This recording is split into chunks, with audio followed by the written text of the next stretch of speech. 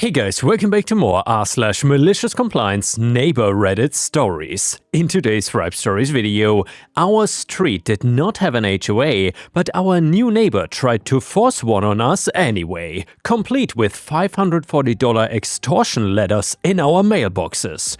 We endured her tyranny for months, until we found her kryptonite. Let's dive right into the video. And the first one is titled, Entitled Neighbor Karen Thinks She Owns the Whole Neighborhood. So my wife and I live in a quiet, older suburban neighborhood, and it is the kind of area where people mostly keep to themselves, but everyone is friendly enough. If someone is out mowing their lawn, you give them a wave. If a storm knocks down a large tree branch into someone's driveway, 3 guys from down the block will show up with chainsaws to help clear it out. There is no HOA here, which is precisely why my wife and I bought our place. We wanted the freedom to paint our front door whatever color we liked, park our cars in our own driveway, and live without some kind of power-hungry board member measuring our grass with a ruler. For 6 years, life was peaceful, but then the house across the street and 2 doors down went up for sale. The previous owners were a quiet couple who moved away to be closer to their grandchildren, and the house sat vacant for a month or two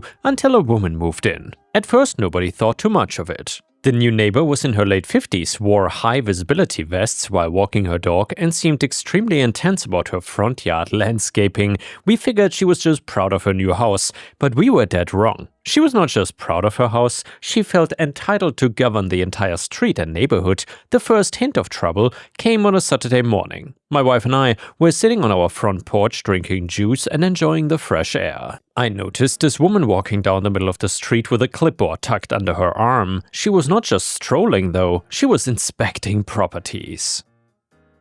She stopped in front of our neighbor across the street who happened to be washing his pickup truck in his own driveway, and she stood at the end of his driveway with her hands on her hips watching him scrub his tires. After about 30 seconds of silence, she cleared her throat loudly. "You know, water runoff carries soaps and contaminants directly into the storm drains," she yelled across his lawn. "It is bad for the local ecosystem, and frankly, having a wet driveway creates an eyesore for people driving into our street." One neighbor paused holding his hose, looking completely bewildered. He turned off the nozzle and wiped his forehead. "Excuse me?" he asked. "I said you should take that vehicle to a commercial car wash," she replied to him, speaking loudly and deliberately as if she were addressing a toddler. "We are trying to maintain a uniform, high-standard appearance for this block. Driveway washing makes the pavement look unevenly clean." Our neighbor looked at her, then looked at his truck, then chuckled because he just thought that she was joking. "Well, thanks for the input, but I'm almost done," he said, turning back to his truck. She did not like that answer. She wrote something down and stared at him for another 10 seconds before marching straight towards my yard. My wife whispered to me, "Oh boy, here she comes." And she walked right up our front pathway, stepped onto our porch without an invitation, and looked us up and down. "Good morning," she said, though her expression was entirely rigid. "I'm establishing a street monitoring committee. Since this neighborhood lacks formal oversight, standards have slipped dramatically. I'm taking the initiative to correct that." I looked at my wife, then back at her. "A street monitoring committee? Did the city establish that?" "I established it," she declared proudly. "As a property owner on this street, I have a vested financial interest in maintaining baseline aesthetics and safety protocols. I will be conducting bi-weekly property evaluations to ensure everyone is adhering to basic community standards." "We do not have an HOA here," my wife told her gently. "Everyone just takes care of their own property." "And that is precisely the problem," the woman snapped. "Lack of structure breeds anarchy. I'll be distributing the new street guidelines to all households by the end of the week. Compliance is expected." Before either of us could ask her what kind of hallucination she was living in, she turned around on her heel and stomped off down the driveway towards the next house, and by Wednesday evening, the woman made good on her threat. My wife came inside from getting the mail and handed me a document. "You're not gonna believe this," she said. I looked at the document, and printed at the top in bold letters was the title, "Neighborhood Standards and Community Code of Conduct." It was 4 pages long. I sat down at the kitchen table and read through it, alternating between laughter and sheer disbelief. She had drafted a list of arbitrary, ridiculous rules. I looked up at my wife. She's asking people to pay her $50 a month for printing out her crazy dream list? Apparently, my wife said, I spoke to our neighbor next door and he'd thrown his copy straight into the recycling bin. Nobody's gonna follow this. We assumed that if everyone just ignored her, she would eventually realize that she had zero power here and just give up. I mean, that is how normal humans operate, right? But this woman was not a normal human. She was a dictator without a country, desperately searching for subjects to oppress. So then, the very next Tuesday at 10:30 a.m. I was working from home in my front office, and my desk faces the window giving me a clear view of the street, and I heard a strange noise outside and looked through the glass, and there she was. She was wearing her bright orange high-visibility vest, a wide-brimmed sun hat, and carrying a bright yellow digital measuring tape and a notebook. She walked up to my lawn, dropped to her knees at the edge of my grass, and pressed the measuring tape into the turf. I opened my front door, stepped outside, and I asked, "Can I help you with something?" She didn't even look up. She instead carefully recorded the number in her notebook before standing up and saying, "Your lawn is currently measuring 3.1 inches, she announced, glaring at me. "You're over the maximum allowable threshold by over half an inch. Furthermore, today is Tuesday, which is designated for lawn maintenance, and yet I do not hear a mower operating." "Well, I mow my lawn on Saturday mornings when I'm not working," I said. "And you're standing on my private property with a measuring tape, by the way." "Saturday mowing disrupts the weekend tranquility of the neighborhood," she snapped back. "I laid out the rules clearly in the charter. If you do not trim this lawn by 2 p.m. today, I will be forced to log a formal non-compliance penalty against your residence." "A penalty?" I asked, struggling to hold back a laugh. "Log it where? To whom?" "To the neighborhood oversight record," she said firmly. "And by the way, a $10 daily non-compliance fine will begin accruing, payable at the end of the month alongside your administrative fee." I took a step closer to her. "Listen to me very carefully here. You don't own this neighborhood, you're not a city inspector, you're not an HOA president, and we don't have an HOA. You're just a neighbor who bought a house down the street. Get off my lawn and don't step foot on my property again." She stiffened, and her face turning bright red. "You're legally required to maintain community standards. Unkept lawns drag down property values of everyone on this block, including mine. I will not allow my investment to be degraded by lazy homeowners. If you don't leave my property right now, I'm calling the non-emergency police line to report you for trespassing," I said flatly. She gasped, clutching her notebook to her chest. "You're being hostile.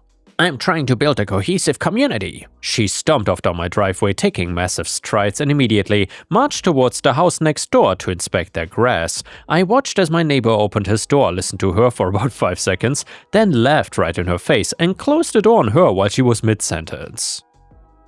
You would think getting rejected by every single house on the block would send a clear message, but instead, it seems to have fuel to her madness. Over the next month, her crappy behavior shifted from annoying to outright tyrannical. Since nobody was paying her made-up $50 monthly fees or following her schedule, she decided to take enforcement into her own hands using public infrastructure and municipal complaints. First came the street parking situation. Public streets in our neighborhood allow for legal curb parking as long as you're not blocking driveways or fire hydrants. Our neighbor across the street has a daughter who drives, so they often park their secondary sedan on the street in front of their home. One morning we woke up to find bright orange traffic cones placed along the curb in front of several houses, including mine and my neighbor's, and attached to each of them was a note saying, "Reserved for street passing and emergency access, no residential parking allowed by order of the block management."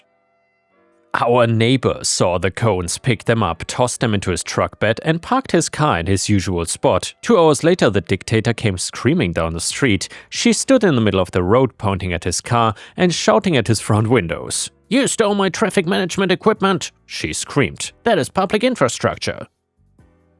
Move that vehicle immediately, or I will have it impounded." Our neighbor opened his second-story window, looked down at her and yelled, "If you put plastic cones on a public road again, I'm throwing them in the trash bin. Get out of the street before someone hits you." When parking cones failed, she moved on to abuse city resources. She started calling the city code enforcement office multiple times a day. Suddenly, various city inspectors began showing up on our street looking for violations that she claimed we committed. One afternoon, an official city code enforcement officer knocked on my door. He looked tired, overworked, and thoroughly annoyed. "Afternoon, sir," he said. "We received a complaint regarding an illegal commercial operation being run out of your residential garage, as well as an unpermitted structural hazard." I was stunned. What? I work a remote computer job in my office. My garage has my car and some bicycles in it. What structural hazard?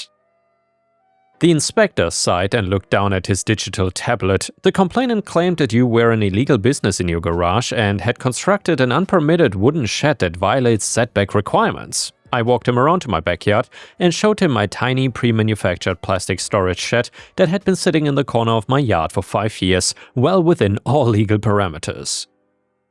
Then I opened my garage to reveal zero commercial equipment. The inspector shook his head. I figured as much. This is the 4th call from your street today. Some lady down the block has been blowing up our hotline, claiming every house on this street is committing multiple code violations. Is there anything you can do about false reporting? I asked. We have to investigate reports if they sound specific enough on paper, the officer explained. But trust me, we are quickly learning who she is. She is wasting a lot of municipal time. It didn't stop with code enforcement though. She called the fire marshal because a family down the street had a small, completely legal backyard fire pit with a screen lit, and she called animal control on a lady 3 doors down because her golden retriever barked twice at a squirrel. She even called the police non-emergency line to report suspicious activity whenever a delivery driver stayed in their van for more than 2 minutes to check their GPS, and every single time authorities would show up, realize there was no actual issue or violation, apologize to the homeowners and then leave. But honestly, it was exhausting.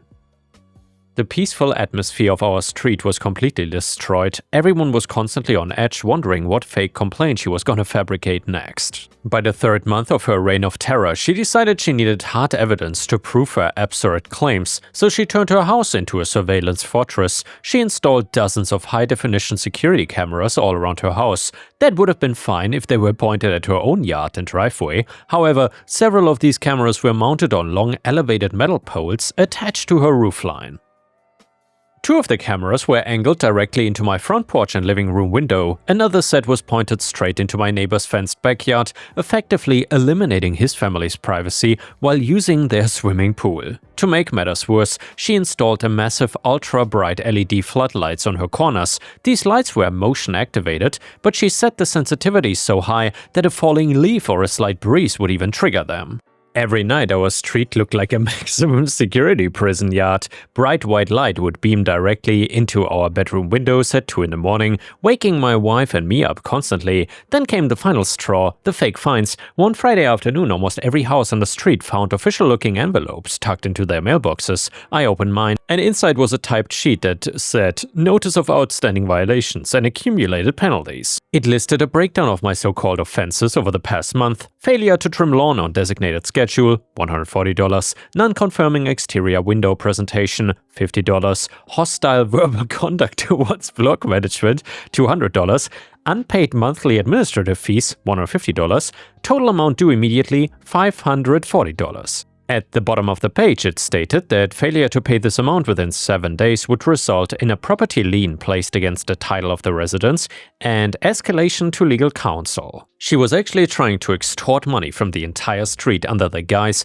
of an imaginary authority. That evening, 4 of us neighbors met up in my front driveway to discuss what to do. The neighbor with the truck, the neighbor with the pool, the guy who owned the fire pit, and myself. "This is getting out of hand," the neighbor with the pool said, holding up his fake fine paper. "She is filming my teenage kids in our backyard with those high poles. It's completely unacceptable."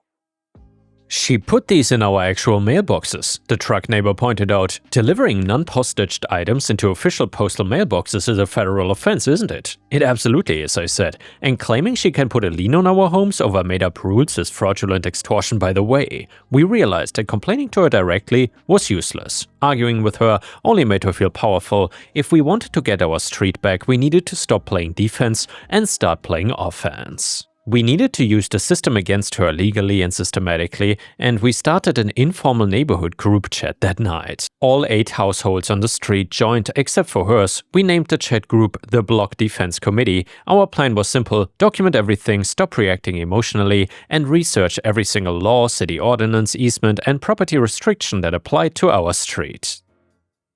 If she wanted to play this strict enforcement game, we were gonna teach her how the game was actually played. For 2 weeks we gathered data silently. Whenever her bright floodlights turned on at night and blinded our bedrooms, we recorded video clips showing the angle of the light and how it shined directly onto private windows. Whenever she stepped onto someone's property to inspect grass or peek through fences, we captured it on our own front door security cameras. Whenever she placed objects on public property or put non-postage papers into mailboxes, we documented the exact time and gathered the physical evidence. The guy who lived at the end of the street turned out to be a civil engineer who worked closely with municipal planning departments. He spent a weekend pulling the public property deeds, survey maps, and city setback requirements for every parcel on our road, including hers, and that was when we hit absolute gold. He dropped a bomb in our group chat on a Sunday evening and said, "Guys, you're not gonna believe what I just found on the city property portal regarding her house." When she bought the house a few months prior, she had immediately started doing massive exterior work to her property, and she had hired cheap, unpermitted contractors to build several additions to her home to make her property look grander than everyone else's. First of all, she had built a massive multi-level wooden deck and an oversized storage shed in her backyard, and according to the city survey map, her lot ended about 3 feet before her rear wooden fence. Her new shed and part of her massive deck were built directly over the city drainage easement and encroached nearly 2 feet onto public land owned by the municipality.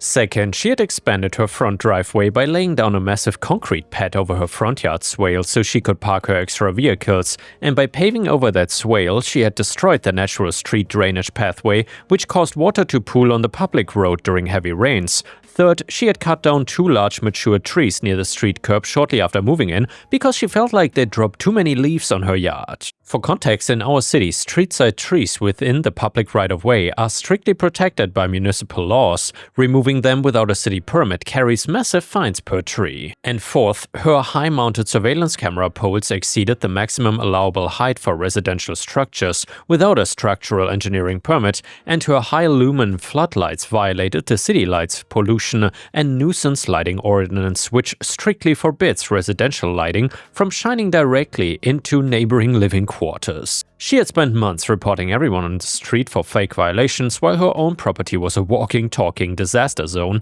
of massive actual illegal building infractions. The civil engineer neighbor put together a digital folder containing all the proof of her misdoings. We were ready to strike. We decided to launch our operation on a Tuesday, the exact day she loved to walk around inspecting lawns, and step 1 was reporting the postal violation.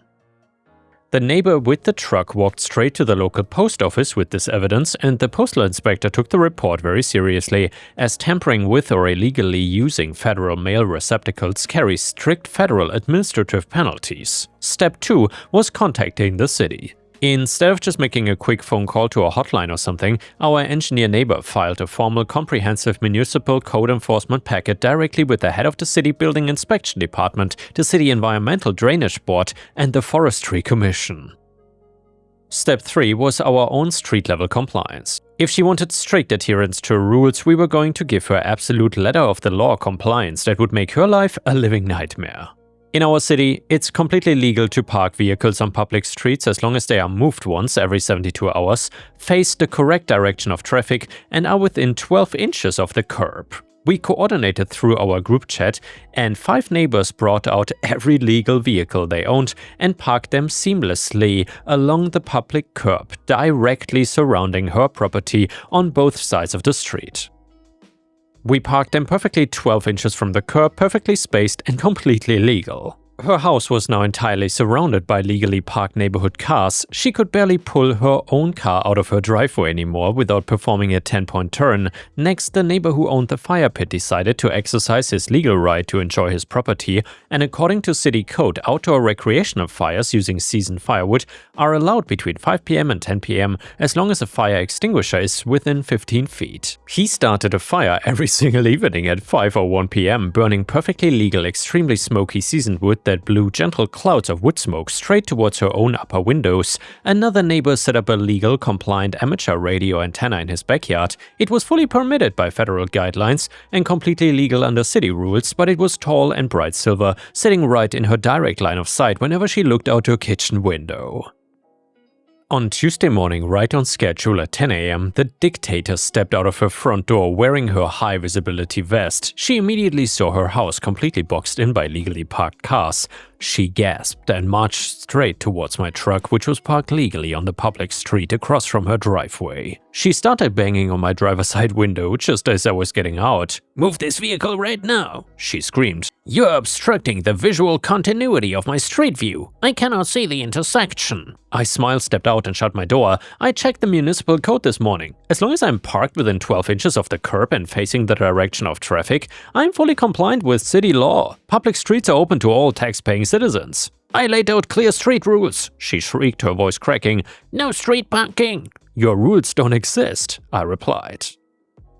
City rules exist and I'm following city rules to the absolute letter. She looked like she was about to explode. She grabbed her phone, dialed the police 9 emergency line right in front of me, putting it on speakerphone so I could hear. "I need an officer dispatched immediately," she demanded into the phone. "Multiple residents are illegally staging a vehicle blockade around my residence." The dispatcher, who clearly recognized her voice by now, sounded deeply exhausted. "Ma'am, are the vehicles parked on the public street?" "Yes, but they are intentionally parking in my property." "Are they blocking your driveway?" "No, but..." "Are they blocking a fire hydrant?" "No, but they are..." "Ma'am, if they are legally parked on a public roadway and not blocking driveways or hydrants, no crime is being committed. We will not be dispatching an officer for legal street parking." The dispatcher hung up on her. She stared at her phone in absolute shock. Before she could even process what had just happened, 2 large white city utility vans and a police cruiser pulled onto our street. The city vehicles parked right in front of her house. Out stepped 3 city officials, a senior building inspector, an environmental compliance officer, and a city forester, accompanied by a police officer to maintain peace. The dictator's face instantly lit up. She thought her endless calls had finally paid off and that the city had arrived to enforce her imaginary rules on the neighborhood. She practically skipped down her front pathway to greet them. "Finally," she announced loudly, throwing her hands in the air. "I'm so glad you're here. I have a list of 23 violations on this street that require immediate citations. Start with that house over there with the grass and I move to these parked cars." The senior building inspector held up a hand, looking at a thick clipboard crammed with our engineer neighbor's documented report. "Ma'am, are you the owner of this property?" he asked, pointing to her house. "Yeah, I am," she said proudly. "I'm also the organizer of the Block Oversight Committee." "We're not here for your neighbors, ma'am," the inspector said flatly. "We are here regarding multiple severe municipal code violations logged against your property." Her face went completely blank. "What? That's impossible. My property is the standard for this entire street." "Let us go over the list," the inspector said, pulling out a bright orange measuring wheel and a pen. The city forester stepped forwards first. He pointed to 2 fresh tree stumps near her curb. "Did you authorize the removal of these 2 mature trees within the city right-of-way easement?" he asked. "Those were on my lawn," she stammered. "They were dropping leaves and dirtying my driveway." "They were within the city easement, ma'am," the forester said coldly. "Removing protected canopy trees without a city permit carries a fine of $2,000 per tree. You're being cited $4,000 right now." He handed her a bright yellow official citation. Her hand started shaking as she took it. Next, the environmental compliance officer walked over to her paved front driveway extension. "You paved over the municipal drainage swale without an engineering review or environmental impact permit," the officer stated. "This concrete pad alters the water runoff pattern for the entire street during rain events. You are receiving a stop-use order for this pad and a formal directive to remove the concrete and restore the original swale within 30 days at your own expense. You cannot make me tear up my driveway," she yelled, her voice reaching a high-pitched shriek. "I paid thousands of dollars for that concrete. If you don't remove it within 30 days, the city will excavate it and send you the bill along with daily court fines," the officer replied calmly, handing her a second citation. Finally, the building inspector motioned for her to lead them to the backyard. She refused to move, standing frozen on her walkway. "You have no right to go into my backyard. We have an administrative inspection warrant based on documented encroachment onto city drainage land," the inspector said, waving a piece of paper. He turned to the cop, who nodded and walked alongside them around the side of her house. We neighbors watched from our front yards as the inspection unfolded.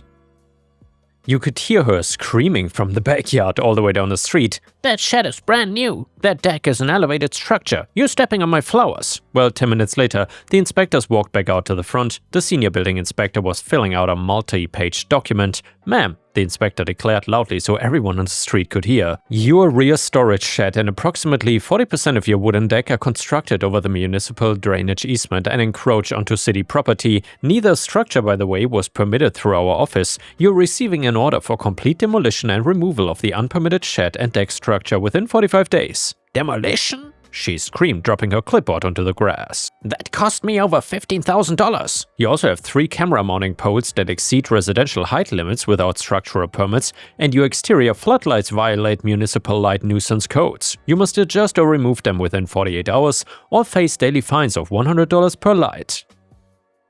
While she stood there hyperventilating and holding a stack of official city citations worth thousands of dollars, a mail truck pulled up. The mail carrier stepped out, walked up to her, and handed her an envelope from the United States Postal Inspection Service regarding illegal mail tampering and non-postaged item placement. She looked around at all of us. She realized right then that every single bit of this was the result of the neighborhood she had tried to bully coming together to enforce actual laws against her. And yeah, the next few weeks were glorious. The high-visibility vest never appeared again, the clipboard was gone, the measuring tape was dead and buried, and within 48 hours, the giant floodlights were shut off and the high surveillance camera poles were taken down. The street now was dark, quiet, and peaceful again at night. A week later, construction crews arrived at her house, but they were not there to build anything new. They were there to undo everything she had illegally done. We watched from our windows as jackhammers broke up her expensive front driveway extension. We watched as contractors tore down her $15,000 custom deck and demolished her brand new backyard shed.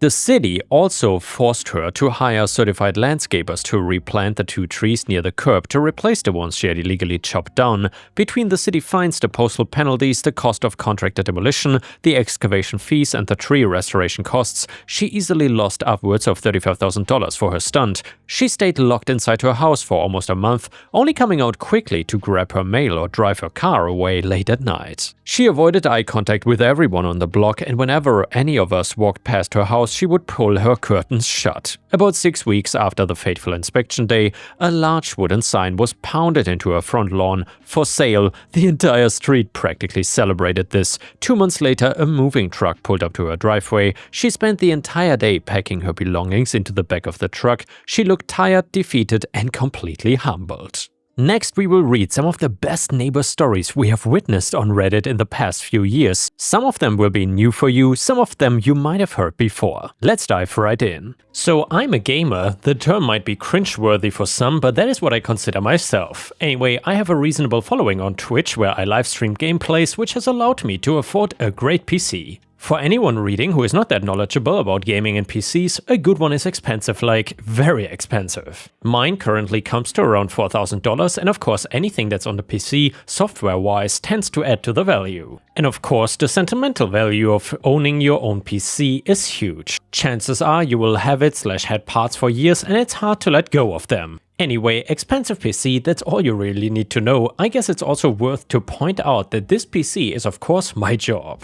Although I do enjoy gaming and now that's my source of income, I take it more seriously, and I'd hoped other people would as well, but they don't always. So I moved into my house about 5 years ago, and ever since I've had a problem with my neighbor and her son. She's a typical Karen, really constantly complaining all over social media about things she has seen or how people are acting. It's ridiculous and tiring to say the least. "When will you move this car?" she asked me one afternoon. "Why would I move it? It's on my driveway," I sighed, wondering what she wanted to do now. "Yes, but it blocks my view into your other neighbor's garden." This was the sort of thing that she was just constantly bringing up and nitpicking about. "Ah, okay, well unfortunately if I move it, it will be in the way of your walking back," I replied. "I've learned since this is the best way." "Ah yes," she replied and strutted back to her house where her son could be heard yelling from the inside. "Mom, I need more money for my game," he yelled. I'm no expert, but he is certainly one spoiled child. More on Kyle, her child. He follows me on Twitch. I think it's sweet. He used to be a fan of my content, but now he seems to think that he is owed something because of his link to me. "Give me a new hard drive, you must have spares," Kyle pestered as I came home from the shop. Yeah, he waited outside my house. "Sorry Kyle," I replied as I entered my home. I had given him things in the past, why wouldn't I? I do get spares from sponsors etc, however, each time I give in, he just gets more and more needy. So I've learned that denying him is better in the long run. "I want that PC," he screamed the next day after I had posted a PC tour to YouTube. He was screaming this outside my house for hours until his mom came over, took him inside and then came back over herself. "It's his birthday soon," Karen called up to my window. This was just getting embarrassing, so I went down to the door. "Sorry?" I asked with a sigh. It's Kyle's birthday at the weekend. It would be great if you could give him your computer thing. She replied with a smile. I'm sorry, but I really cannot do that. It costs way too much, it's my job, and just no. I was not really asking, she replied and stomped her foot. Are you threatening me? She stared me down after that last comment. We carried on arguing for a while, and all the while I saw my opposite neighbor watching through her window. Her name is Kayla, and we are good friends. She's obsessed with watching the neighborhood. I at first thought it was creepy, but after speaking to her she explained it is her stress reliever to know what's going on. She's still giving you a hard time? Kayla asked later, joining me for a walk. Yep, her new idea is that her son deserves my whole computer setup, I replied while shaking my head. Ah, of course, why wouldn't this random spoiled child be deserving of your perfectly curated setup? Ha, so true, maybe I'm just being unreasonable, right? Come on, you clearly just don't understand mother's love. Karen told me the next day, bringing up the same argument. Sure, you love him so much that you're not even getting him a gift yourself. Just trying to force your neighbor to do the work, huh? I quipped, getting tired of her behavior. Just watch yourself. I can make your life much more different, she whispered while staring me down with her beady eyes. Well, that was a strange threat. I started walking back to my house when Karen called. I'll be getting it one way or another. Before she could finish, I slammed the door and she went absolutely wild. She started slamming her fists into my door to do what I haven't gotten a clue from, but it wasn't working to break the door down if that was the plan. She was there for hours, screaming at the door that her son needed the PC and that he deserved it for being such a good boy. Not a clue where she got that from, by the way. The following day I was away on a trip to visit some old friends, so of course was away from house. I had a window downstairs that had slightly cracked glass and I was too lazy to fix it for months. Now, stupid of me, I know. While I was out, as I later learned, Karen decided to take it upon herself to enter my house through that window, and obviously the cracked glass made it easy to get through. She literally broke and entered into my home. I came home and saw the window broken and the glass shattered. From the moment I saw that, I knew what had happened. There was no other explanation running through my mind, so I walked inside, hesitantly at first, in case someone was still inside. Looking around, there was not much out of place. There were a few smashed plates on the floor, I think just to cause a bit of nuisance more than anything, and I knew what would be missing if my suspicions were correct. So I walked upstairs into my gaming room and turned on the light, and sure enough, my setup was nowhere to be seen. My monitors were gone, along with my mouse, keyboard and the physical PC to add. I was seething. How can someone have such a nerve? And she knew this was my job. Speaking of, I had to cancel on my Twitch streaming that night, which my fans were not happy about, especially the subscribers. I stormed out of my house and over to Karen's. I knew it might be wrong to storm in, all guns flaring, accusing someone of such things, but I just knew. I banged on her door and nearly smacked her once I saw the smug expression she donned. "Can I help?" she asked, smiling sweetly. "You broke into my home and stole my PC, really?" I demanded. "Wow, such accusations." "Well, how do you know I did that?" she smirked. "Oh, I don't know. Maybe because you borderline said you would yesterday?" "Ha, as if you have any proof of that, or of this supposed theft for that matter." And just as she finished speaking, I saw her son walk down the stairs wearing my headset. "Right, and those headphones? Those are Kyle's," she replied smugly. I was about to interject and let her know that they are one-of-a-kind headphones, so they would have to be mine, when I realized that telling her that would make her get rid of them. So I just kept silent. "I'll be getting the police involved if my property is not returned to me," I stated. "We have not taken anything of yours. In fact, I find it quite rude that you are insinuating such a thing of me." She put her hand on her heart. I rolled my eyes. "Right, I guess we're doing this the difficult way." "I guess so," she stated and slammed the door. I was so angry. It annoyed me that she thought she could do something so wrong and just get away with it. It annoyed me that her son was so spoiled rotten, and furthermore it annoyed me that I would have to put time and effort into solving this whole situation. As I was walking back to my house, I spotted Kayla walking towards me from her house. She was smiling, so I assumed she didn't know what had happened. "Hey," I began. "No need, I saw it happen," she interjected. "What? Your computer setup or whatever. Karen stole it all. Right after you had left, she snuck into your house and then came out with everything slowly but surely." Yeah, I knew it must have been her. And her son is parading around some of my gear, which is a slight giveaway, I would say. "I will go to the police. It doesn't sound like she'll be giving my things back anytime soon." "I can help with that," Kayla said smugly. "I filmed it." "Ha, no way, that's amazing." I laughed and then leaned over to watch the video she was showing me. And sure enough, it depicts Karen sneaking over to my house, prying open the window,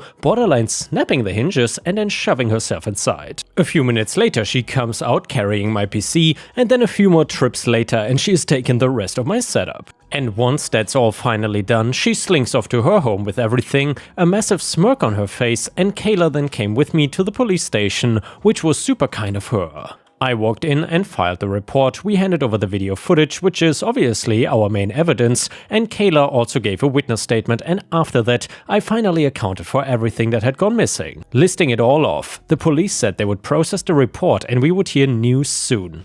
I went home rather smug, knowing that the chances of Karen getting some actual jail time are high. She did not just break and enter, but she stole a very heftily priced setup. "Hello," she smirked at me as I passed. "Hey," I waved with an even bigger grin, something which made her face fall. "What's up with you?" she demanded. "What do you mean? Am I not allowed to be happy?" I asked with a laugh. She narrowed her eyes at me and said, "What are you up to?" "What am I up to?" I gasped with a hand on my chest. "Nothing for you to worry about." Later, the police turned up to search Karen's property. "What's going on here?" she demanded as the police entered her house. I heard the chaos ensue from outside. Kyle began screaming like crazy as they began looking through his room and obviously finding my PC. He continued screaming while they removed all of my gear, taking it to the police car until they confirmed it was mine. "How dare you do this?" Karen wailed as she was dragged out of the house in handcuffs. "What about Kyle?" At that moment I realized I had not thought about Kyle and felt some guilt creep in. But then again, maybe he would do better with some different guardian for a while. Karen was arrested for breaking and entering and of course theft, and she got jail time as well. A time in which I planned to have moved out. I got my PC back of course and have carried on streaming. I even went viral for telling this story. Kayla got never-ending thanks from me and even got a few snippets in the local papers for being a local hero. So I guess everything worked out in the end. And the next one is titled Karen the Education Expert, posted by user GreenCloud65 on r/Ripestories. So a bit of background first. I own a small fast food restaurant in Germany, nothing big, it was just me working there, along with on full-time employee 44 hours per week and 2 half-time employees 22 hours per week. We sold mainly fries, bratwurst and currywurst, schnitzel and rotisserie chicken, nothing fancy but everything of good quality and very reasonably priced. The restaurant was in a predominantly residential neighborhood, so many locals used us for a quick lunch or dinner. One of the regulars was a young family of Kurdish descent. Especially the father ate here often, mostly during his lunch break as he was a cab driver. His wife also used to frequent us, but mostly when either their son, 6 years old, or their little daughter, almost 4 years old, had earned a visit to my restaurant as a treat for good grades or behavior. Both kids were quite mature for their respective age and always a delight to have around. One day the Kurdish wife, let's call her Sophie, came around noon with her little daughter Annie, not her real name of course, and I saw through the window that she gave the girl a 10 euro bill and the girl entered my restaurant. As there were 2 other customers in line before her, she waited patiently. When it was her turn, she stood on her toes, reached up as far as she could and barely managed to put the bill on the counter. Then she ordered a regular portion of fries with ketchup and 1 chicken leg. All the time her mom was watching through the window, so I guessed that either Annie had asked to order for herself or that Sophie wanted to teach her some self-reliance, which is always a good thing in my book. So there I was, staring down on the cutest little girl with her big dark eyes and a bushy heap of black locks, grinning up at me. So I treated her as I would any adult customer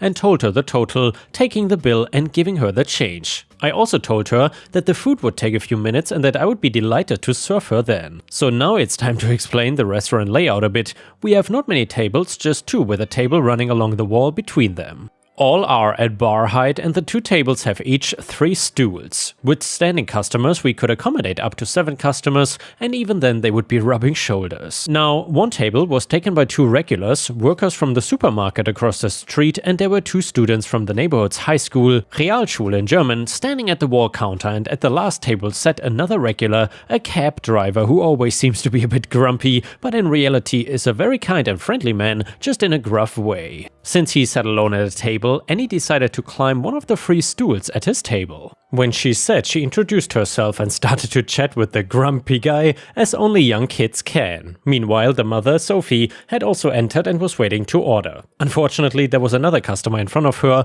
This was a woman that came once or twice every week and always was a bit annoying. She was always complaining about something, not with the food, but the weather was too hot, too cold, too rainy, the politics were always wrong, local and federal stuff, and so on. And she wasn't quiet with her opinion either. What was annoying was the fact that she tended to see only her point of view as the 100% correct one. Every other opinion was wrong on at least one point. Let's call her Karen for ease of reference. As she saw the girl taking the last free seat, yes, technically there was a third stool at each table, but you really couldn't eat there for lack of space. She immediately complained to me that she had no room to sit and that I should make the girl vacate her seat. I said, that young girl is as much a customer as you are and thus fully entitled to sit if there's a free seat. Karen, but she's just a little kid, you don't even know where she got the money from. What if she stole it from her parents? At that moment Sophie chimed in, that girl is my daughter and I gave her the money as it is her 4th birthday and she wanted to order for herself and eat here like an adult, since we usually take the meals home and eat there. Karen obviously just heard what she wanted to hear, so she said, so you can just take the food to go and eat in the comfort of your own home. There's no reason your child should sit here and occupy a spot that a grown-up customer could use, especially one that's older and might have trouble standing over a long period.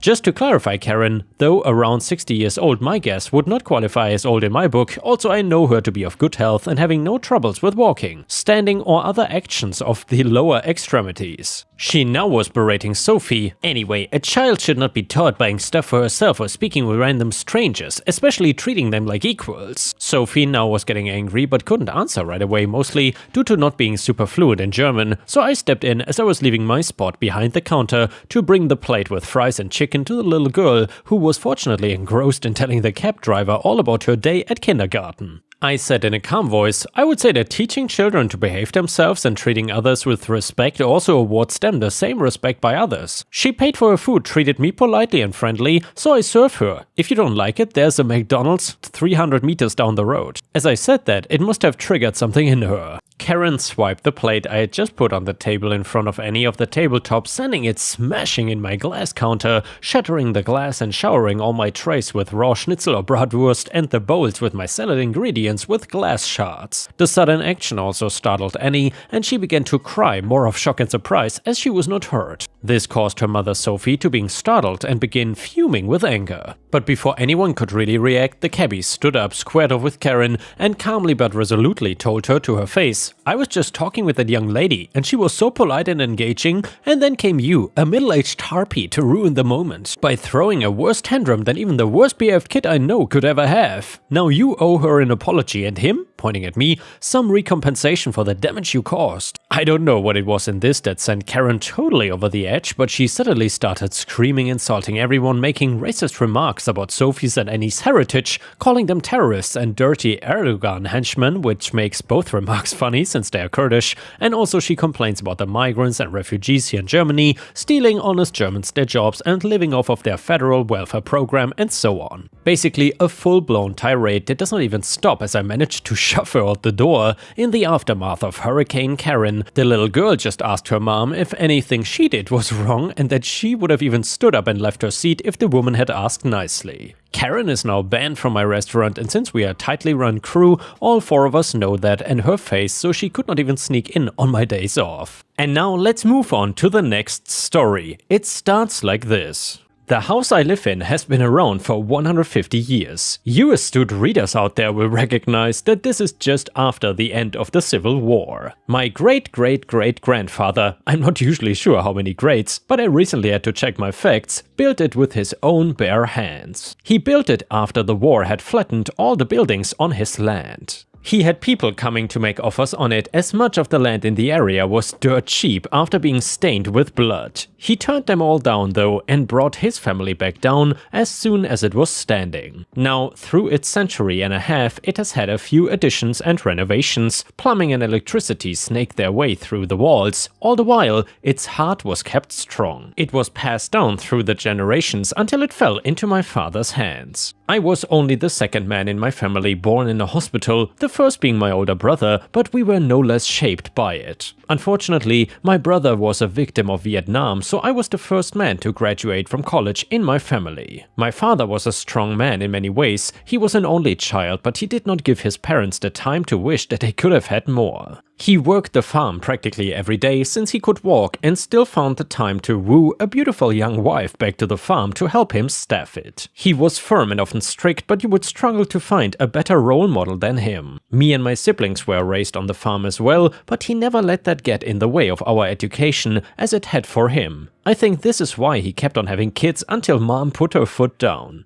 Though, as soon as we graduated high school, he refused to let us dirty our hands until we had a college diploma. He was proud and we were proud of him. I graduated from college and got a job in the nearby city. I had apartments through the years, but the farm was always home. Eventually, his pride could not keep him standing any longer and he had to step away from the farm. It had not been profitable for the past decade, with the city growing more and more anyway, but that had not stopped him. Seeing him lie still was so far from what we knew of him that many of us were relieved when he passed and figured he would find his way to the most demanding work up in heaven. Being the oldest living son left the farm in my hands. I think I might have said enough to make it clear that this farm is as much a part of the family as any location can be. My lifeblood runs through this place, and if you think I hesitated for a second when I had the option to move my family out here in exchange for an extra 30 minutes on my commute, then you would be wrong. Also notably, the city grew long after my home had broken in the land.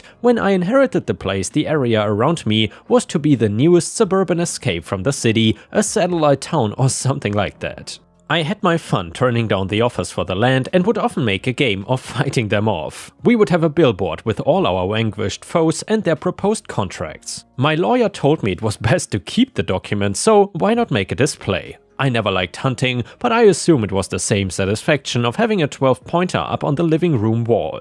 The best part of the display in either case seemed to be passing the art down to my own children. I know any salesman that tries to cheat them will be in for a long fight. By the time I came along, the housing development had been completed. The letters I received that were not commercial real estate offers were usually from the HOA requesting that I join the association and put my land under their protection. As if my land needs the protection of a group of soft middle-aged couples. I promptly replied, as I always did to anything trying to tarnish my land, and pinned away copies of the letters as usual. Eventually, they quieted down, as it was offers slowed to a trickle when the fateful envelope came in the mail. This made it somewhat notable. What really made this one unique was that it was the warning of the eventual eviction that would come without payment starting towards a lien. A lien in the hands of something as silly as an HOA. I read through the rest of the document and discovered that they claimed to hold a lien over my 150-year-old house in order to recoup 5 years of missed fees and dues. First thing to do was calm down to make sure that I did not strangle and beat the first person I came across. Second, call my lawyer and schedule a meeting. Third, go and see if the person who sent this letter had recently escaped from a padded cell. I made my way through a white suburban purgatory of middle-class bureaucracy until I found myself across the desk from Karen. She was the proud president of the HOA that operated the neighboring housing development and, only in her delusions, my property. Her office was situated just off of her pristine foyer in her cookie-cutter house. Makeup, a perm and an excess of hairspray made her look just as artificial as her landscaped lawn. I set the letter down on her desk and asked simply, "Could you explain this letter to me, Karen?" Karen barely glanced at the letter. I could see her suppress the smug grin. She knew what she had done. "That letter is simply the proper process of the law. There are consequences for irresponsible and blatant disregard for civil responsibilities." I'm quite aware of that. What I'm unaware of is just when my home became included into this HOA when I have not even signed any contracts. Karen replied with a tight-lipped, "Look, OP, I'm deeply sorry for the loss of your father a few years back. I don't believe I ever got to give you my condolences. I had a good relationship with your father, and before he passed, he decided to make sure his land was cared for by joining my HOA. I leaned forward and put my hand down on the letter. My father made sure the land was cared for when he left it to me. The last thing anyone in my family would do is sign away any of our ownership to anyone. I restrained myself from any specific targeting against the HOA, but I'd heard enough of my dad's rants to know that his opinion was not as kind as I was at that moment. So I asked for a copy of the contract, and after Karen initially refused, I told her that I would not leave her property until I had the contract that should be open information to the owner of the home it refers to. We found a compromise, and I must say, they have a very convincing signature from my father. I did know him a bit better than them. In fact, I might have even known what he was doing at the same time as this notary witnessed him sign. I called my lawyer to protect myself. I needed to make sure that I was not about to lose the home that had been in my family for 6 generations. Karen called hers to attack the moment I walked out of her office, if I had to guess. The lawsuit was brought to me a day or two later. Allegedly, I was drastically outside of the conditions set upon me by a contract I was beholden to, and to make it even better, I apparently assaulted her in her own home. What was merely a distant threat in the notification that started this mess was now imminent. She wanted my home right now. Me and my lawyer found ourselves in the courtroom not long after. Karen had her own lawyer, well paid for by the dues of the HOA members, and her defense in place even if it was weak.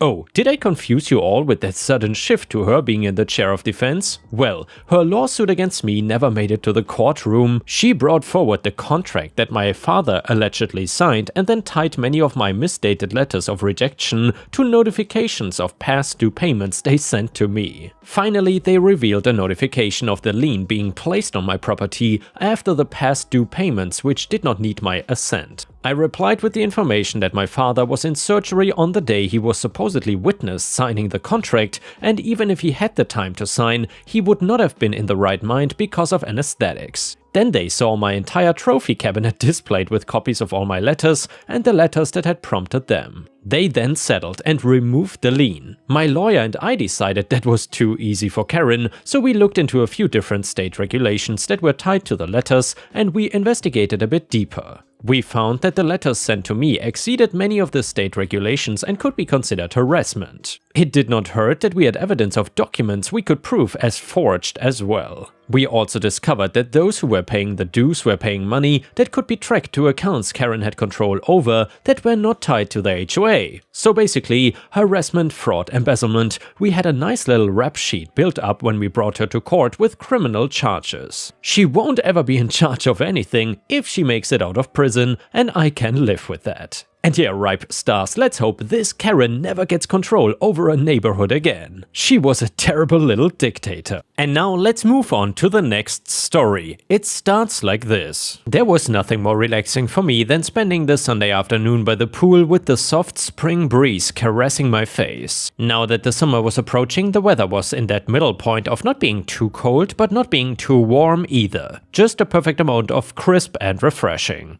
I was sitting next to the pool in the back of my house, enjoying the calmness of it all. I lived alone and had some family and friends come usually during the weekends, but not today. Today I was all alone, so I could just sit on a deck chair with a glass of cold iced tea and a new book I was just starting. By the end of that afternoon, my glass of iced tea lay empty next to me, and the book I was reading now had a bookmark in the middle of it. I decided to go take a shower and make myself some dinner, but when I stood up and walked towards the house, a stinging pain broke through the sole of my foot and made me exhale a muffled scream of pain. I had stepped onto something, a branch I thought at first, but upon further inspection I lifted my foot to reveal that the guilt of this sudden pain was a little green toy soldier that was sitting on the floor by itself. I took the toy in my hands and looked around in search of an explanation. I did not have kids and my friends' kids had not come in a while, but then it occurred to me that maybe one of the kids in the neighborhood thought throwing the little man over my fence was a good idea. I went to take a bath and make dinner and didn't think too much about it later on until next Friday, I must say. I was working in my office going over some documents I had to transcribe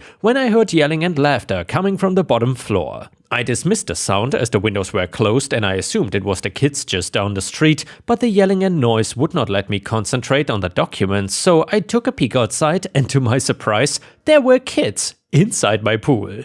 I had to do a double take because I had no idea who these kids were or what they were doing inside my house. I was baffled and immediately came downstairs. "Hey kids," I said to them as they stopped playing and splashing the water around. "You're not allowed to be in here, this is my house," I said with a calm voice, thinking maybe they had gotten confused. "But Mommy said we could swim," the little one said, who didn't look much older than 7 years, with a pout. "No, this is my pool and you cannot swim here without my permission and without supervision. An accident could happen too, so get out of the pool and tell that to your mom," I tried to reply. The little kid didn't seem pleased with the idea of getting out of the pool, but the bigger one, about 10 years old, grabbed him and muffled something about talking to their mom as they got out of the pool. "And hey kids, I believe this is yours," I said, remembering the little green soja I had found the week before. To my further surprise, it did belong to them, which could only mean that they had done this before without my permission and when I was not in the house. But hopefully, without that warning, they wouldn't do it again. How hopeful and naive I was. Well, it turns out that same Sunday, the kids were back inside my pool.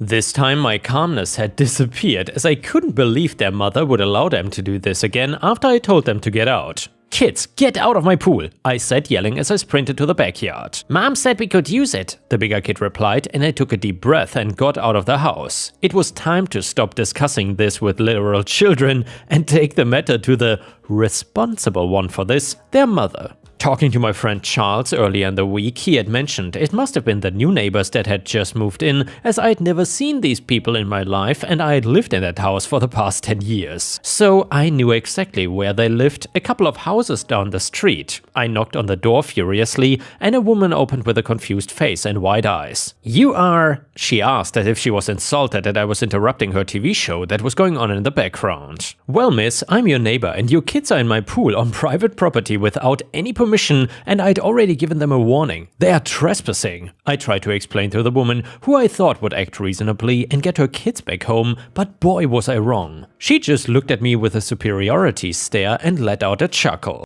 "I'm the new neighbor. We are allowed to use the neighborhood commodities whenever we want to," she said, as if she was entitled to the use of my private pool. "Ma'am, that's not a neighborhood commodity. That's private property," I said with a serious tone. "Well, I don't see any signs," she replied, looking at me up and down with a raised eyebrow. "If I see your kids in my pool ever again, I'm gonna call the cops," I told her as I went back to my house. I did not even wait until Monday to call a friend of mine to install security cameras around the house, as well as clear and big signs that read "No trespassing," in case she wanted to avoid the law next time something happened, and then I just waited. A week went by and nothing happened, so I imagined the signs had finally scared them off, but it turns out they had just gone camping during the weekend, and on Sunday again, they were there, the kids splashing and yelling in my pool. I knew going to talk to their mother would not be any good, and if I got them out of my pool, they would just come back the next day, so I just called the police as I said I would. I filed a report citing the ongoing trespassing,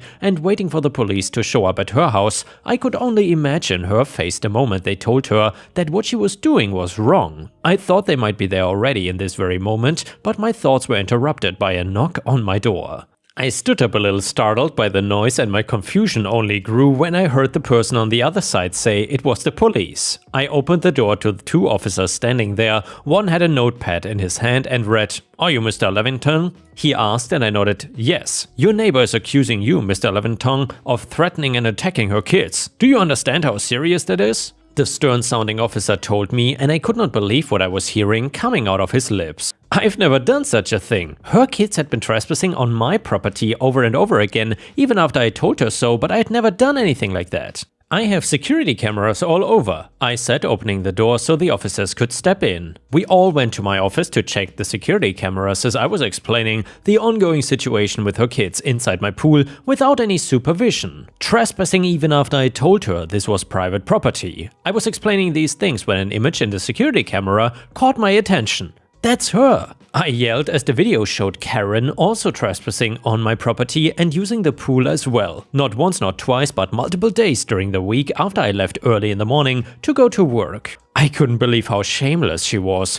Her attempt to report me to the police backfired, and she ended up with a citation for filing a false police report on top of the charges with ongoing trespassing. While a little jail time was possible for her, I assume she followed her lawyer's advice and pleaded guilty to the charges. As she didn't have any previous records, she was just sentenced to a criminal record and to do some community service. Either way, I was able to enjoy the peace of my home again without any children or annoying Karens in the middle of my pool. By the way, that Saturday afternoon I could finally relax, enjoying my pool in the backyard, knowing very well that Karen was doing some community service while I was here with my glass of iced tea and my almost finished book. And the next one is titled, My Mom Thinks a Court Will Give Her My House. So I bought a small starter home during the housing market crash completely by myself. I lived there for the better part of a decade before buying a larger home with my now husband. My parents really wanted to live there because it was small and easy to maintain. They have foreclosured in the past, so no way would they be capable of someone giving them a mortgage. Also, my dad is retired and my mom does not work. They wanted to rent from me. For a discounted rent, they paid off the mortgage, let's say 50k, with an over 6-figure inheritance my parents got. A lease was written explaining that it was a prepayment of rent, and their rent would be only the taxes and insurance, and they would pay $350 per month. Basically only going up when taxes and insurance were going up too. We signed the lease with all the other typical stuff in it and had it notarized, and that's how it's been for a while now. So to be clear, I'm not making a dime on this house. I recently told them the rent would go up by $3, yes, $3, because of a slight increase in the insurance, and my mother lost her mind, claiming I'm a money-hungry bitch, that she was gonna rip out everything she did, the garden and other cosmetic changes that I owe her, and I cannot evict her because it's her house. She's not responsible for the insurance, lease says otherwise. Insurance has not been raised in a decade. Look at the effin' lumber prices. I'm trying to make her pay my personal homeowner's insurance too. A court will show me that and give her my house. We have a notarized lease. They are listed as tenants. I'm the only one on the deed. My father demanded the bills, 0 balls this man has, to see if I'm ripping them off. P.S. This house is a commutable distance from Manhattan, so a studio apartment around here is like $1,500. This is a house with a large yard for their dog. I can easily get $2,000 for this house even before they moved in. I sent them copies of the taxes and insurance showing only their address. P.S. I'm charging them discounted taxes. You get a discount for paying in full 90 days early. I told them to add and divide by 12 and told my mom to talk to a lawyer so they can slap them straight. I guess my father agreed with me because now she is divorcing my father. Update to the story. First, I wanna thank everyone. I was mainly just venting because I was very upset after the exchange and have been dealing with some health issues which my parents know about, so it is just a range of emotions right now. I keep getting a lot of the same questions. They've lived there for 4 years now. My mom has always been entitled and an alcoholic. Weekends and summers were spent with family. My aunt admitted when I was an adult it was to keep us from being around the alcohol. I mainly did this for my father so he can get a chance to retire after having heart surgery when he worked a physically demanding job for 36 years. They asked to rent the house and pay it off as a prepayment of mortgage, so the only big bill monthly was their health insurance. I had a few others interested in renting my house. I did not ask them for this. They did not co-sign on the mortgage or help with the down payment. Their name is not on my house and deed. There have been rent increases in the past due to the taxes and insurance going up, and there was never an issue before. My husband's dad unfortunately passed away without getting to enjoy his retirement, a big reason why my husband told my dad that he needs to retire and enjoy life a little. And his inheritance helped pay the down payment on our new house. My mom has a history of putting crap on me, and $3 is, I guess, my line in the sand. I started paying $200 per week after I graduated high school until I moved out at 20. I worked about 65 hours per week on top of school to do this. And yes, shockingly, they foreclosed when I moved out. I stupidly put her on my phone plan and basically paid her phone for 2 years until the contract ended because she only paid me for 3 months out of those 2 years. She promised money for my wedding and never delivered. Also, they did not pay for college. They stopped paying for clothes and school expenses when I was 16 because I had a job.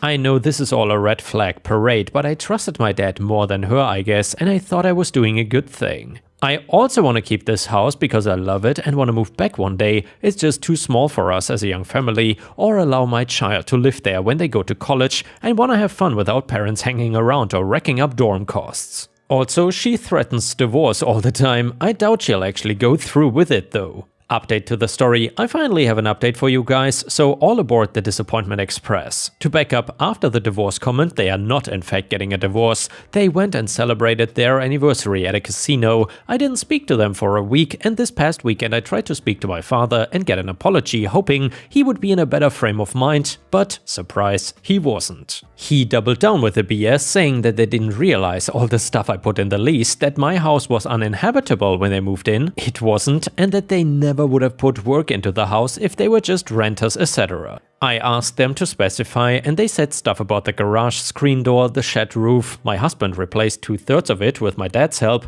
my dad did the other 1/3, and by God the hose leaked. That in no way affects the livability of the house, but in the words of my lawyer, and you agreed to live there in its original condition, buddy, so that's on you, just like not reading the lease. My dad went on to just say all these things they were doing for me and not acknowledging a damn thing I was doing for them. At that point, I said some not so nice things, including the alcohol-induced dementia everyone mentioned. They wanted to know if they were still gonna be able to take my son to the fair. Not a fat chance in hell though. I told him that I didn't want either one of them around me or my family until they stopped being delusional and to decide to pay the increase or GTFO. I then cried when I got off the phone and my husband was upset with all of this. Cut to today, my mother called me asking what needed to be done to resolve this because not being able to see my son was upsetting them. I told them they needed to apologize for what they called me and that they were out of line. Well, you guys, they were scammed. My parents got scammed and that's what this was all about. In my area, homeowners get daily calls and texts and letters from people wanting to buy their house. It's not new in this market. I've even told them that these letters are trash. Well, my parents were getting calls from people saying they were going to be renting the house. They acted like they were representing me. Someone also showed up to their house and was being very pushy about trying to see my mom in the house.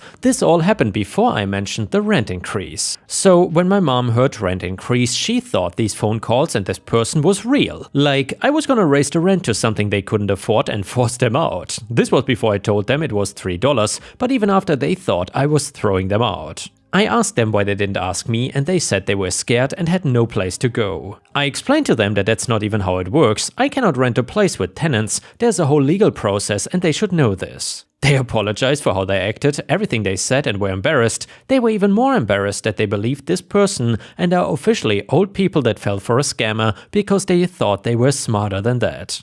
They had not given them money or information yet. I told them they were probably setting them up for it. Scammers will pretend to be renting a house and take people's first/last and security, and when the new tenants show up, the house is already occupied and they are screwed out of the money, or pretend that they need money to let them keep living in the house. I have no idea why they believe and fell for this person or why they never asked me in the first place, since I don't and would not hire a representative for my own house. Their cameras were off when they came, but they're gonna file a police report anyway. I told them to call the cops next time to file for harassment and trespassing if these people call or show up again. I got my apology from both parents. I explained everything in the lease and why it was legally written that way. I explained to them that I cannot throw them out on the street on a whim, and as long as they pay the minimum bills to live there, aka taxes and insurance, I was gonna keep my end of the deal. So I guess that's my update. They are not getting evicted for now, but I might have to start monitoring them more closely to see if they fall for other dumb stuff. PSA, a lot of us seem to have boomer parents, so I wanna make you all aware of something. My parents have Medicare, which in the great old US of A means that if they have larger medical expense, they ain't paying for anything until all their personal assets are utilized. This means draining bank accounts, taking property, and even requesting back gifts from up to 5 years ago. So for example, your mom falls and breaks a hip and winds up in a rehab, your mom gave you 20k for a new roof a few years ago,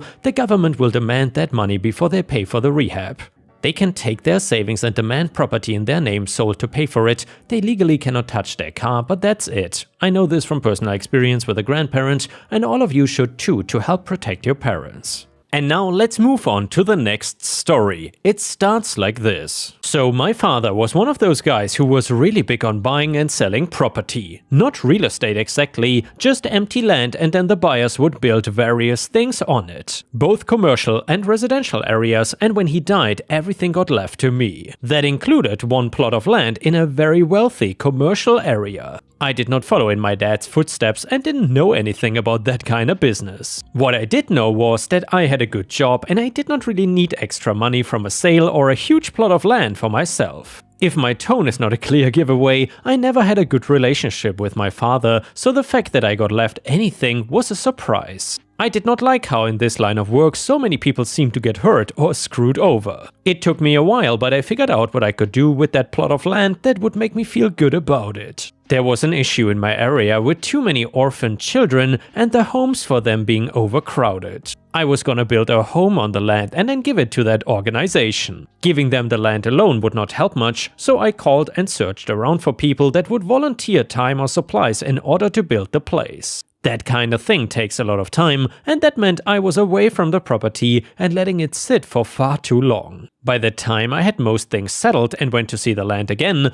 there was already a house on it. Well, house might be the wrong word for what it was. The place looked like a mini mansion and I had no clue how it happened. I went to the town to try and find out from the public record information and saw that it was being claimed to be owned by the guy who lived in the other mini mansion right next door. I went to go and speak to him.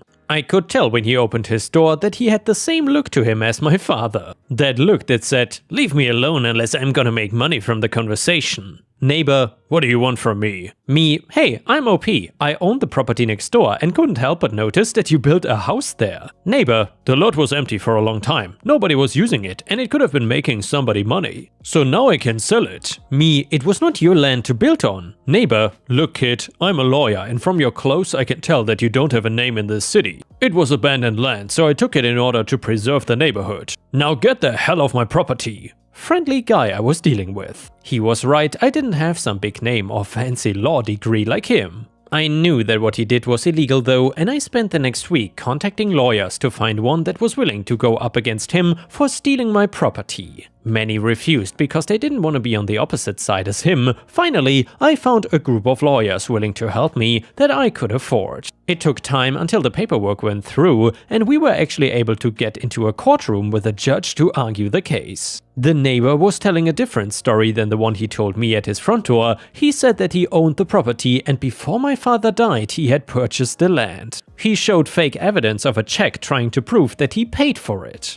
I got everything from my father, including his bank account, which showed there was no check deposit. I demanded to see a bank statement that the check cleared and that he couldn't provide one. He did not try and claim the land was abandoned again, which I learned from my lawyers was never gonna work anyway. With his only plan falling apart, my lawyers started to ask him questions. What I was trying to do was not hidden and people knew what my overall goal was for that property. After enough pushing, they finally got him to admit his feeling about an orphanage being built. Not saying it was why he did it, but claiming that it would ruin the area and drive prices down. That basically nobody wanted to hear the noise a house full of kids would bring. He was smart with his wording to make sure he didn't flat out say that that was the reason. I could see why he was considered a good lawyer. The judge was more interested in the fact that he lied and tried to manufacture evidence in his favor. Apparently, a lawyer lying to a judge is a little different than a regular person. They can get fined or put in jail depending on how serious it was. A lawyer could lose his license and that was exactly what happened to him. From what I heard, all of his past cases needed to be gone through again to see if he lied or tried to fake something for his clients. It was a bigger mess than I would have expected. Hell, I just wanted him to return the property to me. He was in a world of trouble, but the issue still remained that there was a house he owned on land that I owned, putting us kind of in a stalemate where neither one of us could do anything with it. What some people don't know is that even though the land he built on was mine, he still was the owner of said house. It can get complicated and even my lawyers had a hard time trying to explain things to me. I got my revenge though, because in order to clean up his mess and image, he needed to do a lot of work. One thing that was recommended of him was donating to charity. They could not make him give up the house, but the way he was advised gave him a strong push to do so. He signed the deed to the house over to the charity organization, and then I signed them over the deed to the land. The neighbor got to keep his house, so now he is forced not only to have a home full of kids next door to him, but them living in a $2 million house that he planned on selling and making a profit for. It was incredible because I got to see inside the house after the charity got it and let me walk through it. It turns out that the neighbor went all out and had an indoor pool and a small movie theater. These kids were gonna have a good home to live in until they could find another permanent home. The way this guy reminded me of my father, it felt like I was getting some kind of karmic revenge. That I got to not only do something my dad would have hated, but fight a guy with the same ideals as him. All I know is that I hope the kids play nice and loud so the neighbor will never forget what a colossal ass he was to try and steal the land away from homeless kids. And here, Ripe Stars, if you enjoyed the story, please don't forget to like the video and maybe even post some star emojis in the comments if you want to support me. And the next one is a petty revenge story. Many years ago, my former partner's sister, her kids and her redneck lug of a husband came to stay with us. The husband was retired military, a big fat lug of a guy who grunted like some kind of gorilla, super macho and obnoxious. He would take every opportunity to get his point across that he was a real man and us gay guys were not. My partner made a nice breakfast for the whole group one morning and then set up a tub in the sink so everyone could quickly wash their own dishes. We have no dishwasher. When the brother-in-law was finished eating, he carried his plate into the kitchen, tossed it onto the counter and sneered, "I ain't washing my own dish," and then walked out. A few minutes later, he went to take a shower while everyone else, except me, went outside. It was an old apartment with bad plumbing, so while he was in the shower, I stood in the kitchen and turned the hot and cold water on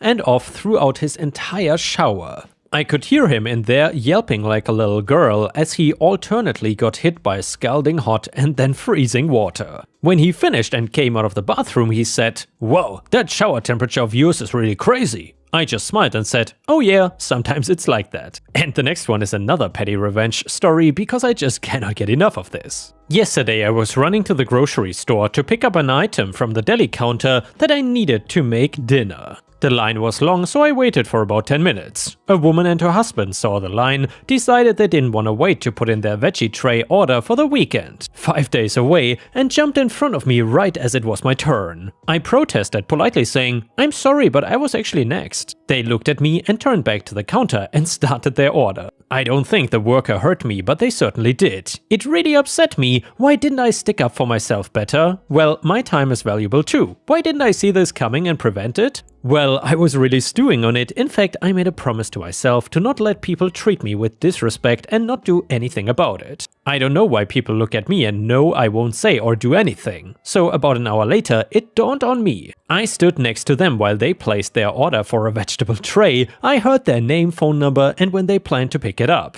I love vegetables, so this Saturday I'm going to arrive an hour before their scheduled pickup time and get myself a carefully curated veggie tray. I will still pay for it since it's not prepaid, so no crime committed. And the next one is a petty revenge neighbor story which is titled "Neighbor Asked for It." So at my last residence, my next door neighbors were an old couple. The husband was an old guy. He had a pristine lawn and would run his sprinkler and just spray it all over my wood-sided garage. That side of the garage was in much worse shape than the others, presumably due to him and his sprinkler. I'd repeatedly asked him not to let his sprinkler spray the side of my garage, but he continued to do it anyway. My property line was actually about 4 feet off of my driveway towards his house, but he would maintain the lawn all the way to the edge of my driveway and really considered that to be his property. But yeah, it wasn't. So then one day, when pulling in my driveway, I see his sprinkler running in the back. I immediately eased off the driveway and just pasted the accelerator for about 25 feet,